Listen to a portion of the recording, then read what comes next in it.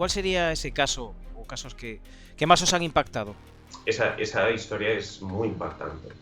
Sí. Luego también otra de Bonaire también. Lo de Bonaire es increíble. ¿Qué pasó en Bonaire? Cuando una persona tiene una necesidad en salud pública y pide una cita al psicólogo, ¿cuánto puede tardar? Pues 5 meses. 5 meses de media, 4, 3, si tiene suerte. Y nada, nos comentó que no necesitaban nada, que bueno, que estaban colaborando con una ONG y que en principio no hacíamos falta. Creo que un trabajador buceando rescató zumos o algo así y pudieron tomar algo para aguantar el día. Encima hay amigos y afines a ella que nos ponen zancadillas a Yolanda y a mí, nos quitan el micro. Y sí que han sido atendidos él y su mujer, ¿vale? Que además los hemos atendido nosotros. Pero han sido atendidos por voluntarios. Por voluntarios. Pero volvemos a lo de siempre son voluntarios. Pero esta fue la primera vez que se salvó, ese mismo día se salvó una segunda vez. Cerraron las puertas del hotel porque ya se estaba inundando y llegó hasta el tercer piso del hotel. No sé cuántos metros. ¿Hasta el tercer piso del hotel llegó el agua? Sí. Que vino como una ola por un extremo de la calle y otra ola por el otro, hizo una cosa así, ¿vale? Y entonces los vecinos de una finca intentaron salvar a 5 personas. Lo reconoce y le abre la puerta dándole al botón del telefonillo, lo reconoce y le deja abrir, o sea, le abre, perdón, y entonces entra al edificio. Eso le salva, porque si no ya el agua ya se lo hubiera llevado. Además, un segundo, 5 segundos después, da igual, o 10 segundos, se corta la luz. Estaban angustiadas porque estaban escuchando constantemente pues, los gritos de socorro, ¿no? De auxilio. Y sentían impotencia y se sentían culpables por no haber podido salvar a estas personas. Sobre todo en las puertas de garajes, que son los casos que yo conozco, se bloquean en ese caso, entonces por mucho que quieras abrir no puedes abrir. En el vídeo de hoy os traigo una entrevista muy especial. Vuelve Mary una vez más al canal y esta vez viene acompañada de 2 psicólogos profesionales que llevan en Valencia desde el minuto cero prácticamente atendiendo, dando cobertura y ayudando de manera altruista y voluntaria, una vez más los voluntarios al pie del cañón, a todos los pacientes que han podido. Siguen a día de hoy trabajando, de hecho Mary es una de esos pacientes, y quiero que escuchéis todas las cosas surrealistas e increíbles que vienen a contar. Vais a verlo desde una perspectiva diferente. Normalmente traigo pues a víctimas de la riada, de la famosa Dana. En esta ocasión os traigo a profesionales que os van a contar cuál es la realidad de las cosas, lo que han vivido y cómo lo han vivido. Y no solo se os va a quedar el culo torcido, sino que vais, en fin, digamos que a dormir un poquito peor. Desde aquí quiero dar las gracias a Javier y a Mara por ser tan valientes, por dar la cara y por contar la realidad de las cosas vistas desde un punto profesional. Así que sin más dilación no me enrollo ni un segundo más y nos vamos directamente con el videoprograma de hoy. Muy buenas y bienvenidos a Universo Darp.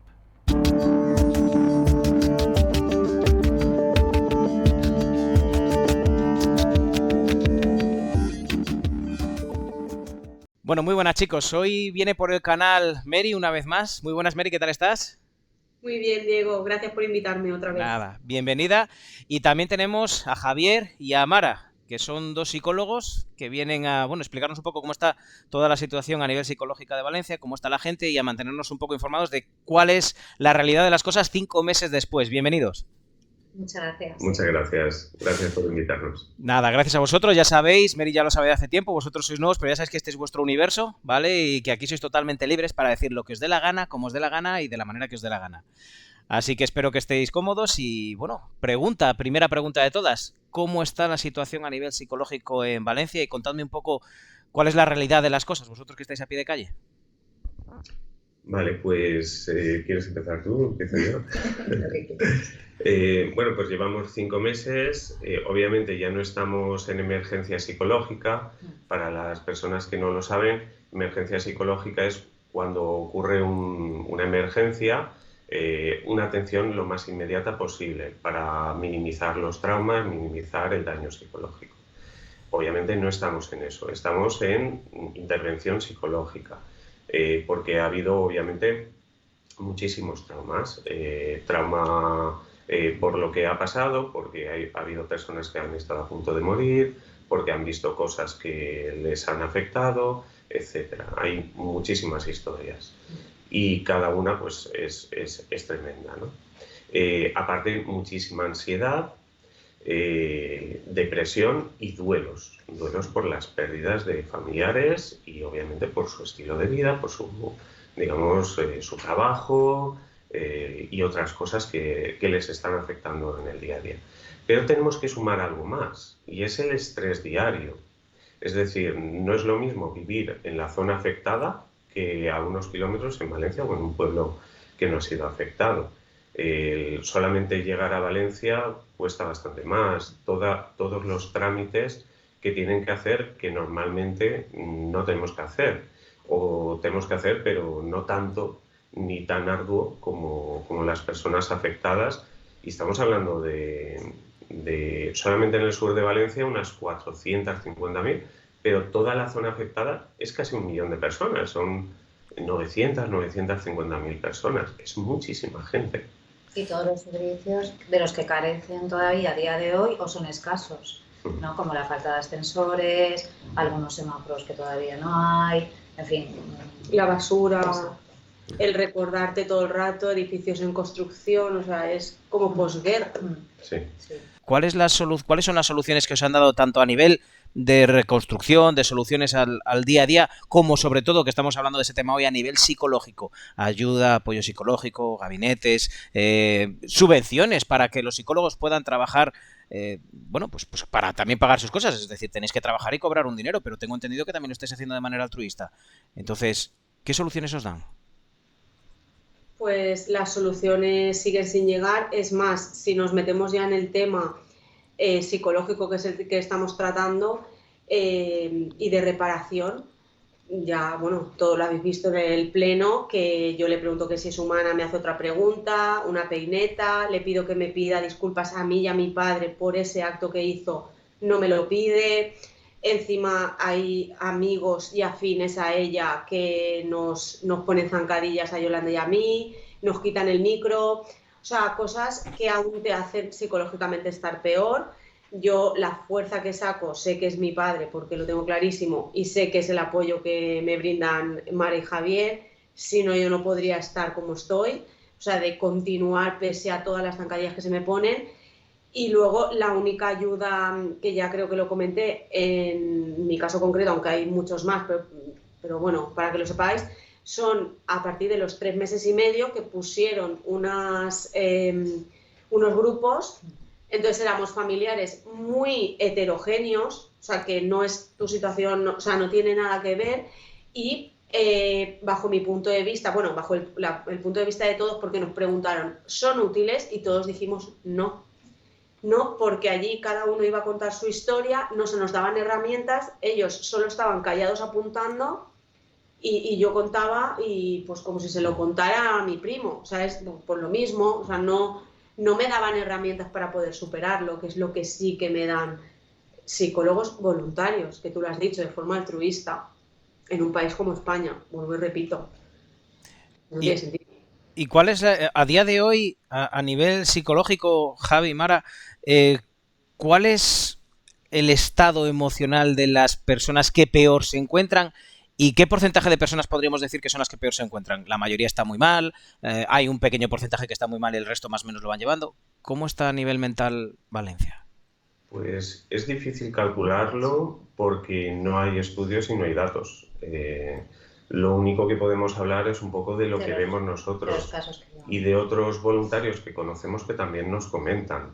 Entonces, obviamente, las personas con duelos probablemente son de las que peor lo están llevando. Sí.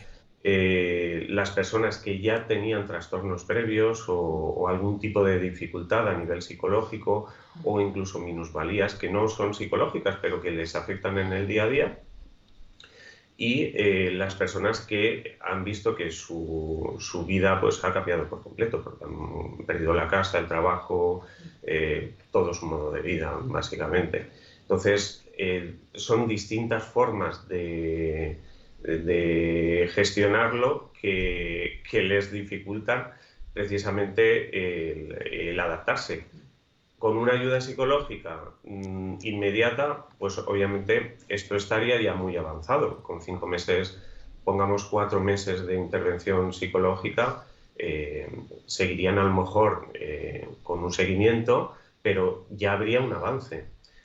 La mayoría de las personas no hemos llegado, los voluntarios, digamos, atenderles psicológicamente, porque por muchos voluntarios que haya, es casi imposible llegar a toda la demanda. Y el sistema de salud pública, de salud mental, servicios sociales, ya de por sí, con la demanda natural, habitual, no llega. Es decir, cuando una persona tiene una necesidad en salud pública y pide una cita al psicólogo, ¿cuánto puede tardar? Pues 5 meses. 5 meses de media, 4, 3, si tiene suerte. Depende de la zona, depende de varios factores. Hay sitios donde todavía es más de 5 meses, por eso decimos una media de 4 o 5 meses, ¿no? Y la siguiente sesión será, pues eso, a otros 5 meses, ¿no? Entonces no hay un seguimiento. De hecho, ahora algunas personas que atendemos o que hemos atendido nos están diciendo que, pues esta semana, por ejemplo, han pasado 5 meses, han tenido su primera sesión en salud mental. 5 meses después, la primera sesión ha sido ahora, tras 5 meses. Que habrá habido algunos que han tenido suerte y ha sido hace unas semanas, o hace un mes, o hace un A mí mes y aún no me medio. han llamado. ¿No te han llamado, Mary? A mí para hacerme a mí sola, no. Es Ni a mi surrealista. madre, ni a mi hermano, no. Solo es la de grupo, pero que mi hermano, por ejemplo, no ha ido nunca, porque no, él es muy tímido, no quiere. Mi madre no habla, y yo las 2 veces que he ido, pues no me ha servido. Pero es que lo saben que no nos ha servido, porque nos han hecho una pregunta. Esto que comenta Mary, Sí. es muy interesante porque justamente la gestión de grupos terapéuticos es requisito que la persona que lo dé pues tenga una experiencia y una formación. No por ser psicólogo clínico estás preparado para llevar grupos o ser psicólogo en servicios sociales si tu formación no va en ese sentido. Es decir, preparar un grupo terapéutico no lo hace cualquiera, no todos los psicólogos saben hacerlo, es complejo. Y como es complejo, pues requiere, digamos, pues unos medios y una preparación. ¿Por qué no se ha organizado con personas que sí que tienen esa experiencia, pertenezcan a servicios públicos o no? Luego ya se ve, lo primero son las necesidades, luego ya se ve cómo se remunera, si no se remunera, si es solo voluntario, pero llevamos 5 meses y bueno, se podrían haber hecho tantas cosas. Solamente en algunos pueblos, por ejemplo, nosotros conocemos el caso de Aldaya, que la primera semana sí que organizó atención psicológica y lo hizo muy bien. Con voluntarios. Bueno, con voluntarios y los servicios sociales de Aldaya. Y lo hicieron muy bien. Desde el ayuntamiento crearon un equipo mixto de trabajadoras sociales, psicólogos, médicos, enfermeros. Unos pertenecían al servicio público, otros eran voluntarios. Y digamos que estábamos todos coordinados. Iban casa por casa. Íbamos casa por casa y identificando necesidades y atendiendo pues a las personas que lo necesitaban. ¿Por qué no se hizo en todos los pueblos? Eso te iba a preguntar, ¿por qué no lo han hecho en el resto de lugares, en el resto de pueblos? A ver, en algún pueblo puede que lo hayan hecho también y a lo mejor no nos hemos enterado. Pero generalmente no se ha hecho así. Si se hubiera hecho así, sabríamos que en la calle, yo qué sé, Blasco Ibáñez, de tal pueblo, en el edificio tal, en la puerta tal, hay una persona que tiene estrés postraumático porque ha visto esto, o porque le ha pasado aquello, o porque ha estado a punto de morir y necesita esta atención, que además tiene esta enfermedad, que además necesita alimentos, necesita agua. Todo eso no se ha hecho. Y la mejor forma de coordinar algo, obviamente, es desde el ayuntamiento de una población. Una pregunta que quería haceros a los dos. Vamos a ir un poquito en una máquina del tiempo hasta ese día 29. Sucede la riada, empieza, bueno, se vuelve loca la gente porque allí no hay nadie en 4 días, si no recuerdo mal. ¿Cuándo empezáis vosotros o sea, cuándo tomáis la decisión de ir a ayudar? ¿Y qué ayuda, que esta pregunta sobre todo es muy importante, qué ayuda habéis tenido por parte de las administraciones, ayuntamiento, de quien sea, para facilitaros el poder contactar con la gente? Es decir, vosotros estabais en casa, no sé si sois de allí, de Valencia o no. Somos de Valencia. Soy de Valencia. Estaba de un pueblo, estabais allí, no sé si también sufristeis, sois víctimas o no de la riada, no os tocó en este caso. Vale, estáis en... afectados, pero directamente nosotros no. Vale, entonces vosotros cogisteis, visteis eso y dijisteis, vamos a ayudar, ¿no? Me imagino. ¿Cómo fueron esos primeros momentos? ¿Os ayudó alguien a poneros en contacto? ¿El ayuntamiento os echó una mano? ¿Alguien os echó una mano o tuvisteis que ir vosotros por vuestra cuenta pues a encontrar a la gente porque nadie os echaba una mano? ¿Cómo fueron esos primeros momentos? Tengo curiosidad. Marga. Pues en un primer momento sí que una persona, una amistad nuestra que es de uno de los pueblos afectados, sí que nos comentó que había oído que el ayuntamiento buscaba psicólogos. Vale. Entonces sí que nos desplazamos a esa población, fuimos a llevarle comida, aprovechamos para llevarle comida y tal, y nos acercamos al ayuntamiento, hablamos con una persona que era responsable de servicios sociales y le comentábamos que estábamos ahí, que éramos psicólogos, que lo que necesitaran. Eso creo que fue el día... El tercer día. El 1, ¿no? El día 1, viernes, sí. ¿no? Viernes, que era el día festivo, ¿no? Sí, creo. Y nada, nos comentó que no necesitaban nada, que bueno, que estaban colaborando con una ONG y que en principio no hacíamos falta. Entonces le dijimos, bueno, insistimos que se quedaran nuestros teléfonos, que íbamos a estar por ahí, que lo que necesitaran y bueno, pues eso. Hasta el día de hoy no hemos sabido nada. No hemos sabido nada, ni todos los afectados que hemos llevado saben nada de esas ONGs que... Hasta hoy, ¿no? Sí. Que no decimos que no hayan atendido, seguramente lo habrán hecho, claro. Algo, pero no nos llega y es llamativo porque estamos en contacto con bastantes personas voluntarias de todo tipo, no solo psicólogos. Y la situación en esos momentos era dantesca porque veías en las calles coches de 3 pisos de coches, personas que no podían salir de sus domicilios, o sea, quiero decir, era el caos. Es increíble. Se repite, ¿no?, el mismo modus operandi de ahí estamos fatal y nos falta chillar, por favor, venir a ayudar, y gente que quiera ayudar y les dicen que no hacen falta. Esto ha pasado en muchas cosas, entonces, muy raro. ¿Qué explicación? Porque me imagino que en los plenos eso lo comentáis. ¿Qué explicación os dan cuando decís eso mismo, Mary? Cuando decís, oye, mira, ¿por qué decís que no hacen falta cosas que sí que nos hacen falta? Es que ellos, si alguien ve un pleno, ¿no? Yo, por ejemplo, yo opino que mi marido es muy, muy correcto. O sea, a lo mejor es todo lo contrario a mí, ¿vale? Él lo analiza todo, lo oye todo y es muy central.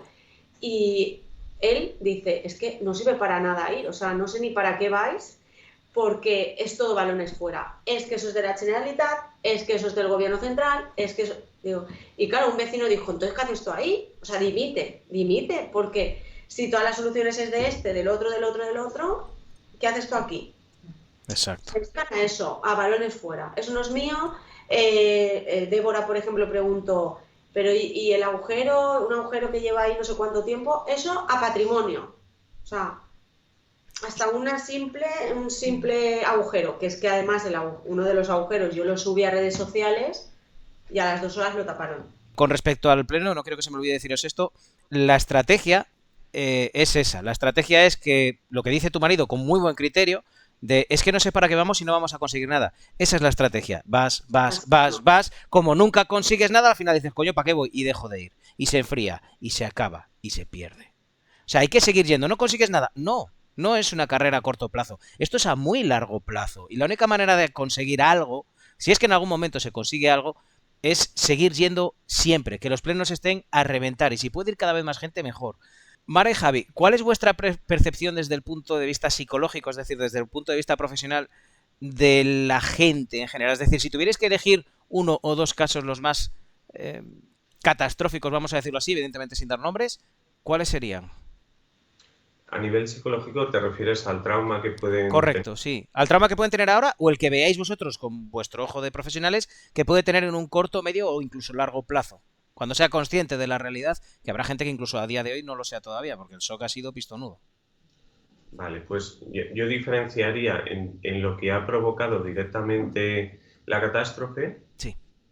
y las consecuencias de cómo se ha tratado la catástrofe. Es decir, en el día a día, estas personas afectadas, cómo quieren reconstruir su vida, se ven con un estrés adicional, con unos impedimentos o obstáculos adicionales que generan pues lo que llamaríamos indefensión aprendida, que es un poco lo que estábamos comentando con el tema del pleno, por ejemplo, ¿no? Es decir, yo intento mejorar las cosas, reivindicar algo, protestar de algo, intento que pues, se escuche las necesidades que tenemos o que tengo, y veo que no llega a ninguna parte, que no sirve para nada, que incluso se me recrimina, que se me presiona. Llega un momento que la mayoría de las personas acaban creyendo que no pueden hacer nada. Que no pueden hacer nada, además de la presión social, porque esto no hay que descontarlo, es decir, la mayoría de la gente ya está un poco adiestrada de esa manera, entonces presiona a los demás, inconscientemente obviamente, para que digamos ceda, para que no reivindique, porque ¿para qué te metes en eso? Si es que va a ser un problema para ti, yo ya lo hice en su momento, o no vale la pena, es que estas cosas no tienen sentido, te estás obsesionando, ya llega un momento que te están hasta culpabilizando y responsabilizando de ser víctima, ¿vale? Es una revictimización, pero desde la presión social, ¿vale? Por hacer valer tus derechos. Exactamente. De alguna manera. Entonces, se genera indefensión aprendida, que significa un poco porque es un término que a lo mejor no conoce la gente. Sí. Más o menos lo has dicho tú, ¿no? Sí, acabar creyendo que no puedes hacer nada para cambiar las cosas. Exactamente.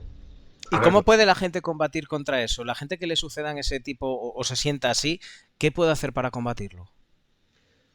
Hay dos ingredientes básicos que son la consciencia, ¿vale? De ser consciente, ¿no? De lo que quieres, de situarte, ¿no? O sea, me sitúo y sé hacia dónde quiero ir. Y luego la voluntad también, ¿no? Que es lo que te permite seguir ese camino. Entonces, yo creo que esos ingredientes son esenciales. Sí, son esenciales. Es decir, si yo me doy cuenta de esta indefensión aprendida, la puedo cambiar. Si me doy cuenta de que tengo presión social, puedo decidir poner límites. Si yo me doy cuenta de que no estoy haciendo valer mis derechos, pues puedo asesorarme y hacerlos valer. Es decir, necesito darme cuenta de la situación, pero llega un momento cuando esa indefensión aprendida se ha extendido ya en el tiempo, que ya se genera una especie de domesticación, es decir, alienación en la que ya directamente me creo que lo correcto es lo que se me está intentando inculcar. Es decir, que las cosas normalizamos, me explico, normalizamos la situación como si fuera lo natural, como si fuera lo adecuado, cuando el ser humano siempre ha avanzado porque se plantea y se cuestionan las cosas, ¿no? Es decir, tanto en ciencia como a nivel social, a nivel reivindicativo, etcétera. Es decir, si no nos cuestionamos las cosas, si no tenemos pensamiento crítico, si no tenemos capacidad de discernir, no hay una revisión, no hay una verificación, no podemos avanzar. Exacto. Hay un refrán muy antiguo que dice que cuando no hay debate, no existe la ciencia.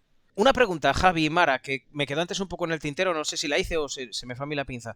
Quería saber cuál es el caso o los casos, 2-3 casos más llamativos con los que os habéis encontrado en toda esta situación de la riada. ¿Cuál sería ese caso o casos que más os han impactado? A mí me han impactado especialmente 3. Una señora de un pueblo, que no voy a nombrar, se inunda todo, no sabía nadar, esta señora. ¿No sabía nadar? No sabía nadar. De hecho, no sabe ni cómo llegó a subirse encima de una valla que estaba atrapada entre coches y un árbol. Se subió y llamó a sus familiares para despedirse, porque ya pensaba que no lo iba a poder superar. Porque venían coches. Venían coches a toda velocidad. Claro, es que estamos hablando de un tsunami. Esto es difícil de imaginar para quien no ha visto imágenes o lo ha vivido, ¿no? Ya se estaba despidiendo y descubre que había al otro lado de la valla otro chico. Y un poquito más adelante, porque todo estaba oscuro, había 3 o 4 personas más. Al final se coordinan de forma milagrosa. Ella tiene lagunas de memoria porque dice que no sabe cómo pudo hacer eso, porque ella no se veía capaz, pero hicieron una cadena humana y llegaron a un edificio y pudieron hacer noche allí y se salvaron todos. Esa historia es muy impactante. Luego también otra de Bonaire también. Lo de Bonaire es increíble. ¿Qué pasó en Bonaire?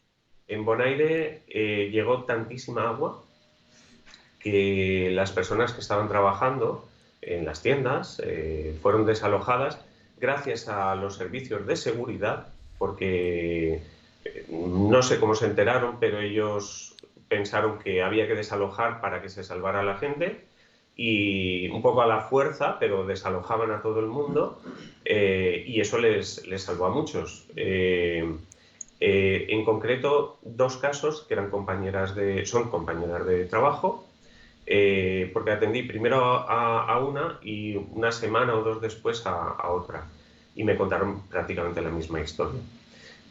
Fueron a por sus coches y el agua iba subiendo y ya llegó un momento que no arrancaba.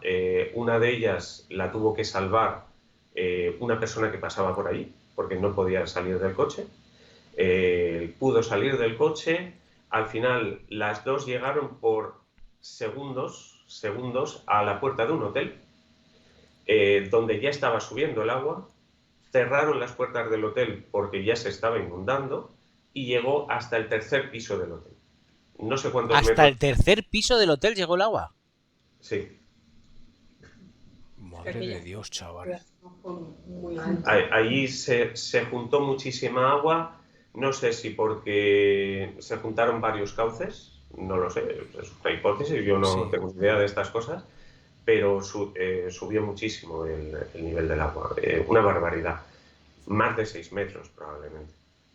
¿Y eran trabajadoras de allí, de alguna de las tiendas? De una tienda, se salvaron. La directora del hotel, junto con las personas que estaban en el hotel y más personas que pues trabajaban o estaban ese día, les dejó obviamente estar allí en las habitaciones, usaron las toallas, etcétera.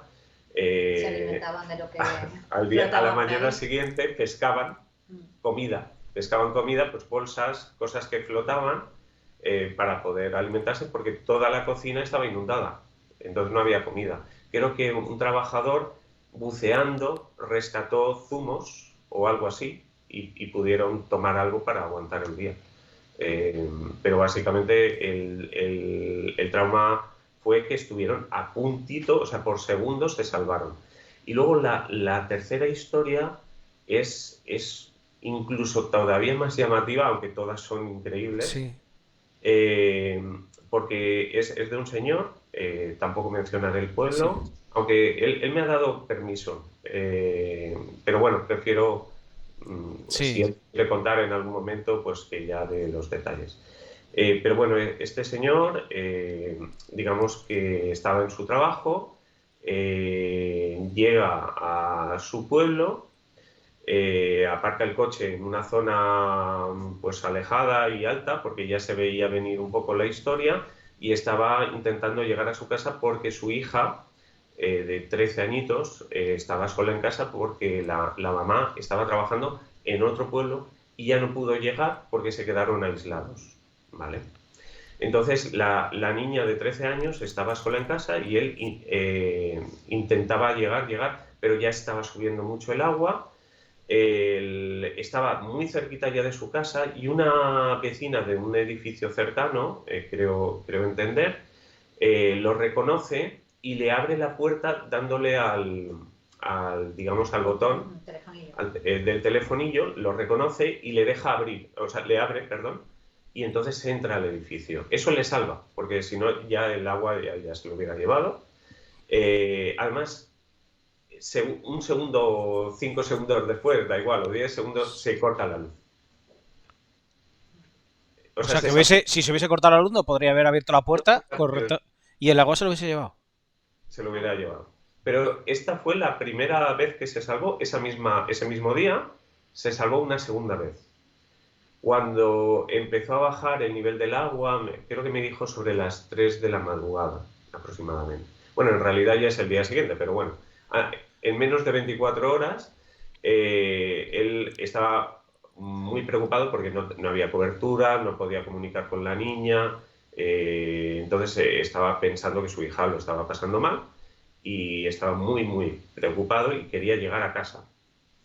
Bueno, pues todavía, obviamente, había un nivel de agua que se podía transitar, pero no se veía el fondo. Imaginaos el agua marrón, llena de lodos, etcétera, ¿no? Bueno, pues él va caminando por la calle para cruzar, o como puede el hombre, y hay una trapa es de, ¿cómo se llama? De la alcantarilla, sí, que no estaba, y entonces cae dentro. Lo más normal es que este señor se lo hubiera llevado la corriente y no hubiéramos sabido ya nada más de él. Pues milagrosamente es expulsado como si fuera un geyser. Es expulsado, cae de pie en shock. En este momento no puede reaccionar. Estaba solo, creo que me dijo 10-15 metros de la puerta de su casa, a una distancia mínima. Pongamos que son 20 metros, me da igual, era muy corta distancia. Y alguien voluntario que estaban rescatando gente, lo cogen porque estaba en shock, lo montan a un vehículo y se lo llevan a una zona no inundada del mismo pueblo, que estaba al otro lado del pueblo. Estamos hablando de las 3 de la mañana, pues cuando ya el hombre se recupera del shock, dice, no, yo tengo que llegar a mi casa, porque está mi hija, estaba al otro lado. Le costó todavía unas 2 horas y pico, llegó sobre las 6 de la mañana a su casa.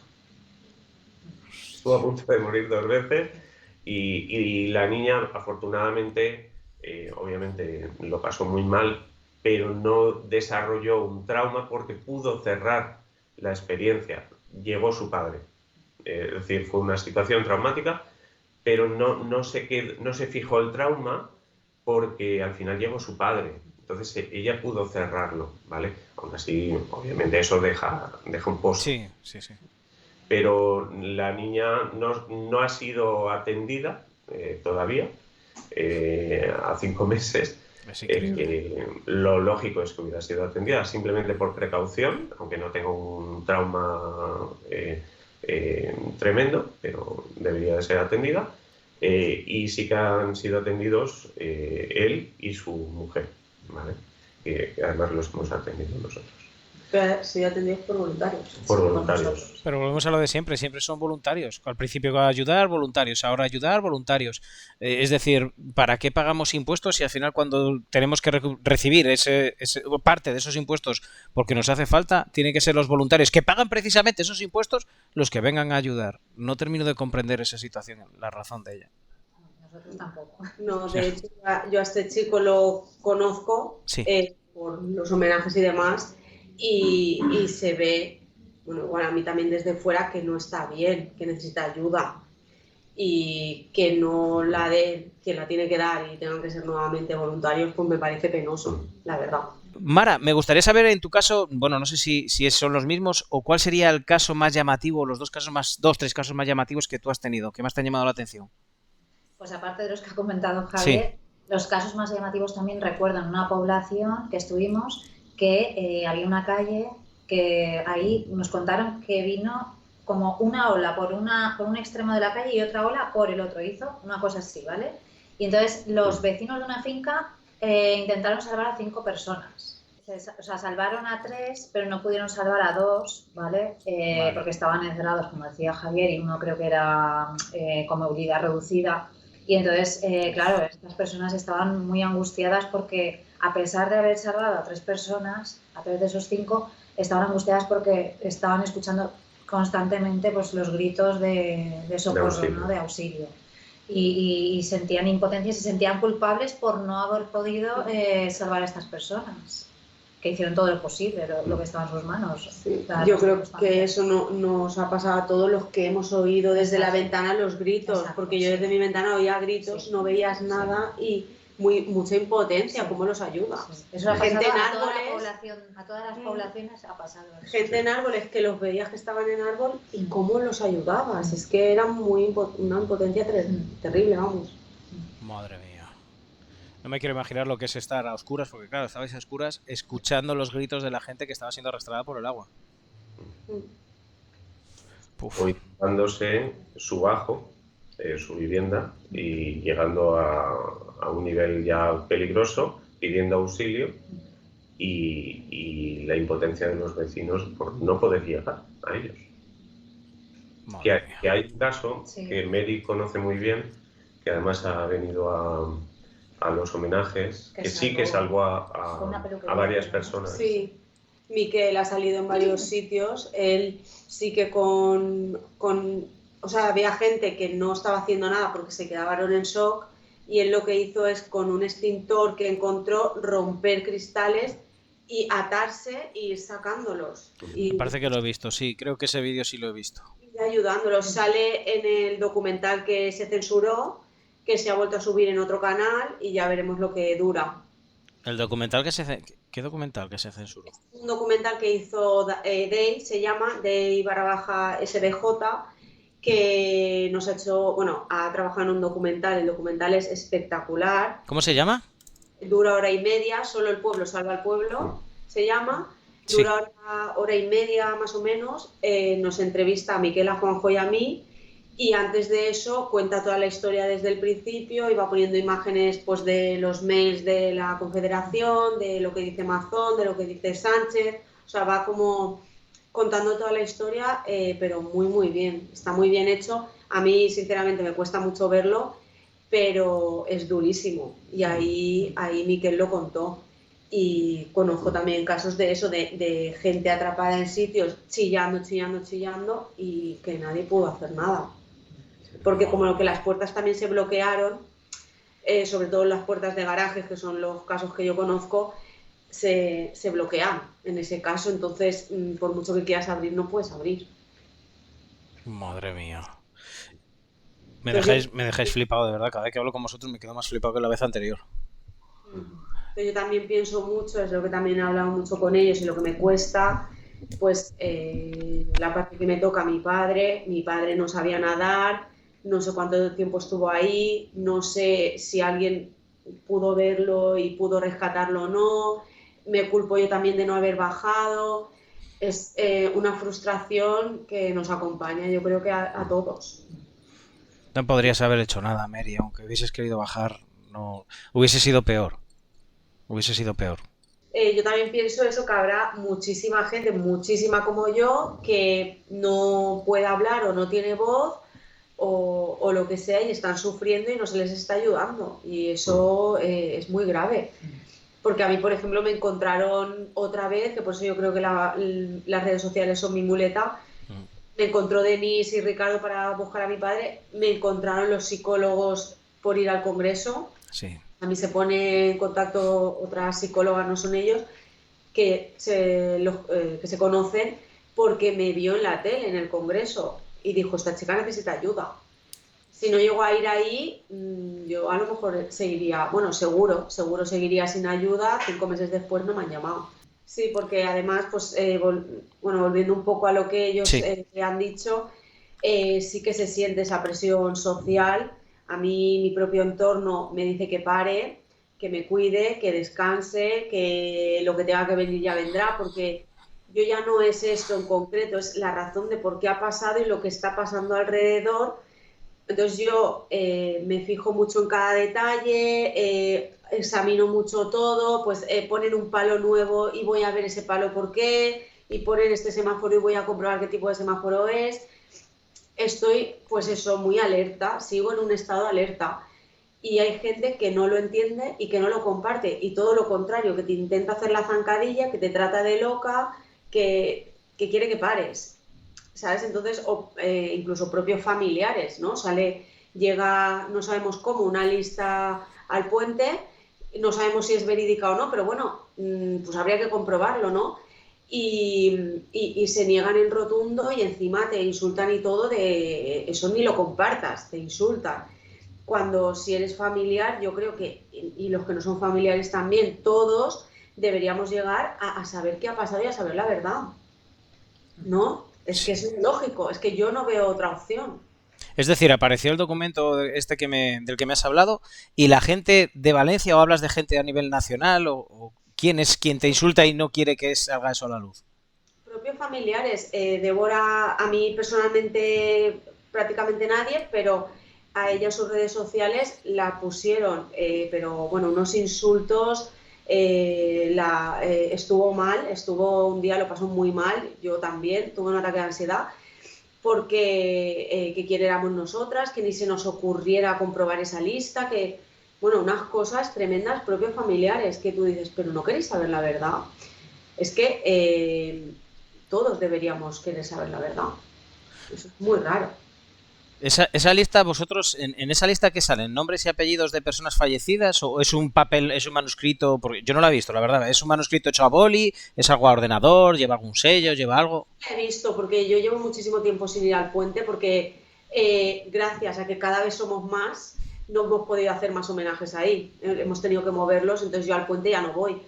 Pero yo creo que es una lista, no sé si es a ordenador, con todos los nombres, que no sabemos si son reales, que a lo mejor es fulanito que se los ha inventado. Sí, alguien que se aburría en casa y dijo, voy a poner aquí nombres al azar a ver qué sale. Claro, o para despistarnos, o para, pues vamos a tenerlas entretenidas con esto, que también nos pasa, nos entretienen a veces con algo para que nos disipemos de otra cosa, pero no sé, encuentras eso, pues hay que comprobarlo, ¿no? Es como yo encuentro un semáforo extraño, lo compruebo. O me dicen, no hay piezas de semáforos, pues le pregunto a la gente, oye, ¿hay piezas? Sí, mira, han puesto uno aquí, otro aquí, otro aquí. Me empiezan a mandar fotos de un montón de semáforos puestos por la ciudad. O sea, intento desmontar las mentiras porque ¿qué necesidad? ¿Por qué nos mienten? ¿Qué pasa? Es raro. Y la gente que no quiere luchar por la verdad es que es cómplice de la mentira. Hay mucha gente. ¿Cómo enfocaríais a nivel psicológico lo que cuenta Mary? ¿Qué creéis vosotros que la gente tiene en la cabeza? Lo digo desde el respeto, es que no sé cómo definirlo realmente. ¿Qué tiene la gente en la cabeza para actuar así? Es decir, Mary está luchando porque haya una realidad y una verdad y se sepa la realidad de las cosas para poner remedio, y hay otras personas que han sufrido también pero que no quieren. ¿Por qué? ¿Qué opináis vosotros? A primera vista eso es o parece un comportamiento evitativo, ¿vale? Que es un mecanismo de defensa, ¿no? Y es no querer ver, no querer afrontar, ¿no? Es como buscar cosas que permitan a la persona evadirse, ¿no? Para poder sostener esa situación, ¿vale? Entonces, en principio, a mí lo que me viene es un mecanismo evitativo, ¿no? de la situación para afrontar, ¿no? Lo que ha sucedido. Que es algo esperable en un individuo. Es decir, para afrontar mi dolor, prefiero afrontarlo a mi ritmo o evitarlo un tiempo o directamente no afrontarlo. Es una elección. No es lo mejor, pero como ha dicho Mara, es una elección, es un mecanismo de defensa. Pero cuando es un colectivo, estaríamos hablando de juegos de poder. ¿Qué significa un juego de poder? No todo el mundo lo conoce, ¿no? Me ha llamado la atención esa palabra, la verdad. Un juego de poder es, digamos, una situación donde reaccionamos de forma inconsciente, es decir, automática, asumiendo un rol. Por ejemplo, el de perseguidor, el de víctima o el de salvador. Quizá estas personas piensan que son salvadoras de algo y se comportan como perseguidoras de los que no piensan como ellos. es algo natural. Todos los grupos consideran que tienen la razón, que su visión de la realidad es la correcta, la única, y que todos los demás están equivocados. Pero obviamente es un juego de poder, es división. ¿A quién beneficia la división? No la voy a responder, pero que quien tenga un poco de pensamiento crítico lo puede entender. Entonces, esos juegos de poder, de alguna manera, se fomenta la división social. Las propias víctimas reales, no las del juego de poder, sino las reales, están divididas porque unos creen que tienen que reivindicar hacia una dirección, otros hacia otra, pero no juntos. ¿Y eso por qué pasa? ¿Por qué la gente, teniendo el mismo sufrimiento o similar, no van todos en la misma senda? Habría que preguntarse a quién beneficia esa división, porque no beneficia a las víctimas, eso está claro. La división siempre beneficia al poderoso, porque el de abajo solo puede ser fuerte si se une. Claro. Y eso ocurre cuando no hay claridad, cuando hay confusión, distractores, o sea,